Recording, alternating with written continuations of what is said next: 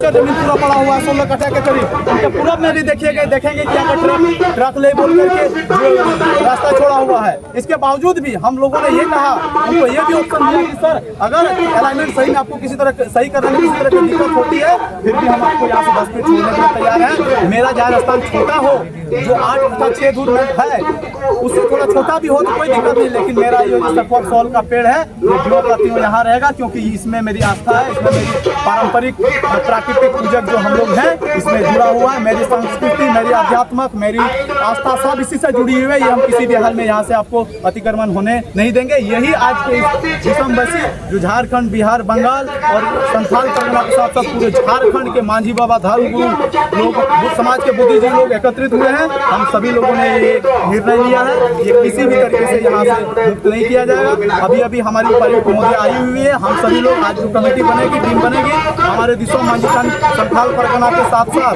हमारे यहाँ के रैयत लोगों ने भी पहले ही आवेदन दिया हुआ है इनको अतिक्रमण मुक्त करने के लिए। इनके बावजूद भी किसी तरह का कोई वार्ता नहीं हुई। सुनने को ये आया कि कुछ दिन पहले 23 तारीख के बैठक के बाद हमारे दिशा मांझी दुमका के बीरलाल टूडू जी ने भी खुद आकर के उपायुक्त महोदया को आवेदन दिया। उन्होंने आश्वासन भी दिया है कि हम आपके इस पर पुनर्विचार करेंगे।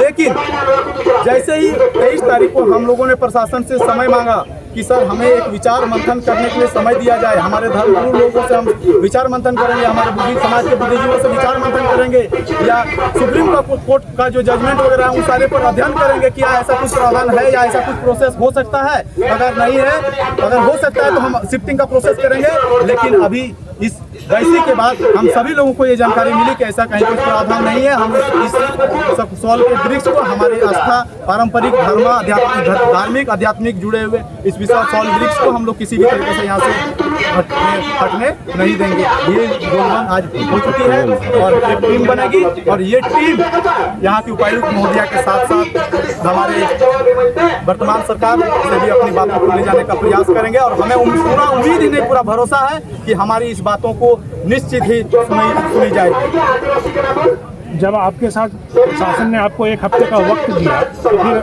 163 के तहत आपके ऊपर दंडात्मक कार्रवाई क्यों की? ये उन पदाधिकारियों से साथ साथ यहाँ उपस्थित सारे लोगों का यही एक सवाल है कि जब आपसे समय मांगा गया पिछले 23 तारीख को, आपने हाँ नहीं भरी, इसके बावजूद भी जब हम सभी लोग पहुँचे वहाँ, तो उन्होंने कहा कि अब हम आपको वहाँ भर्ती करने के लिए आदेश नहीं दे सकते हैं। हम आपको बताना चाहेंगे कि ये पवित्र पूजा स्थल है। आज की बैठक जो है ये पूरी विधि विधान के साथ, पूजा पाठ, पूजा अर्चना के साथ शुरू की गई। यहाँ पर जितने भी लोग आए हैं, सभी लोगों का जैसा सभी धर्मों का मंदिर मस्जिद होता है, वैसे ही हमारा ये मांझी जाहिर स्थान है। हम सभी लोगों ने सबसे आकर के यहाँ के जो हमारी जाहिर देवी है, इनको हम लोग जाहिर आयु बोलते हैं, देवी कहना उचित नहीं होगा, जाहिर आयु बोलते हैं। यहाँ पर हम लोगों ने अपने उनसे माथा टेका, अपनी पूजा अर्चना की। तो पूजा अर्चना करने के लिए भी आप हमें 144 एक जो वर्तमान BNS 63 का हवाला देते हुए हम लोग को यहाँ से भगाने का प्रयास कर रहा है। आप किस आधार पर पूजा स्थल पर 144 या 160 लगाने का प्रयास कर रहे हैं? ये तो सरासर जातीयता हो रही है हमारे आदिवासी लोगों के साथ। आपको करना ही था तो आप पहले करते, और सिर्फ एक दिन के लिए कर रहे हैं। आप जो DBL कंपनियों के अधिकारियों को लेकर के, कुछ पदाधिकारियों को लेकर के आपने यहाँ तोड़ने के लिए आया, उस समय तो आपको ये चीज नहीं सूझा कि अगर वहाँ कुछ घटना हो सकती है या फिर ये घटना हो सकती है, उस समय आप 144 या 163 का आपको ख्याल नहीं आया। आज हम शांतिपूर्ण तरीके से विचार मंथन के लिए बैठे हुए, तो आपको 144 या 163 का आपने लगाने का काम किया।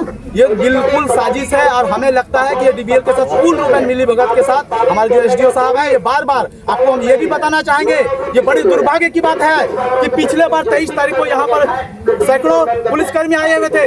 हमारे कुछ साथियों ने बताया कि यहाँ से लौटने के क्रम में वो DBL कंपनी में घुस करके वहाँ भोजन पानी किए। आपका क्या साठगांठ है उनके साथ?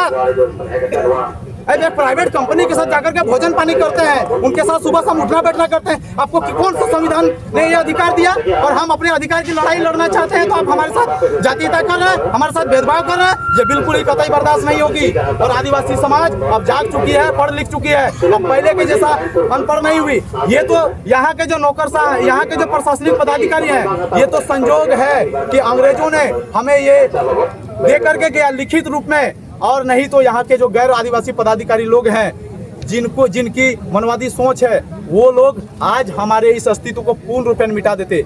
आपको बता देना चाहेंगे 1932 में जो गैंजर सेटलमेंट बना, अंतिम रूप जो दिया गया, उसके बावजूद भी कई ऐसे एसडीओ साहब हुए या कई ऐसा राजस्व विभाग के पदाधिकारी हुए, अधिकारियों के साथ मिली भगत के साथ उच्छेदी का नाम देकर के कई ऐसे हजारों आपको उदाहरण मिलेंगे जो आदिवासियों की जमीन उच्छेदी नाम करके लुटा दी गई। आपको पोड़ियाहाट में ऐसे कैसे कई उदाहरण मिलेंगे। इसे यह साफ प्रतीत होता है कि यहाँ की जो कार्यपालिका है, जो मनुवादी सोच के व्यक्ति हैं, वो सरासर आदिवासियों के साथ जातीयता करना चाहती है।